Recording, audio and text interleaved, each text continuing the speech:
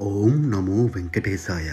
సౌమ్య నామ సంవత్సర పాల్గొన పౌర్ణమి ఉత్తరా నక్షత్ర సోమవారం 24వ తేదీ ఫిబ్రవరి 2, 1130 తిరుపతి నగరం ఆవిర్భవించింది.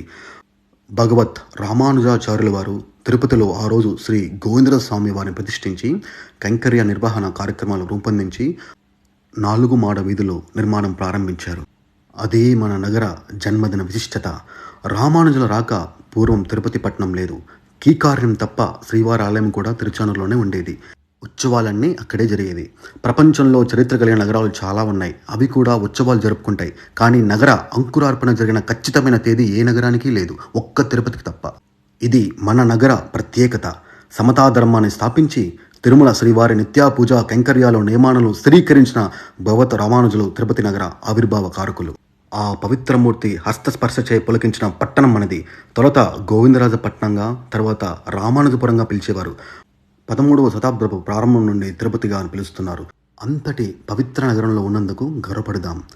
ఆధ్యాత్మిక మానవీయ పరిమాణాలు నింపుకునే ఆదర్శంగా జీవిద్దాం. తిరుపతి నగర ప్రజలను చూసి ప్రపంచం గర్వపడేలా చేద్దాం. తిరుపతి కీర్తి జగతికి స్ఫూర్తి.